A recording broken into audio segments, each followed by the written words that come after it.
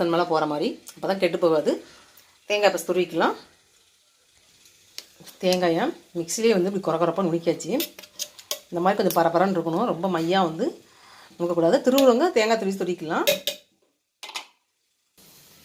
தேங்காயை வெறுஞ்சிட்டில் போட்டு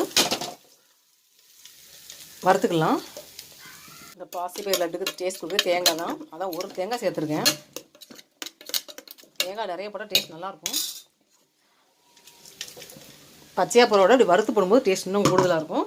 அதுதான் வந்து வெறுஞ்சட்டில் தான் வறுக்கணும்.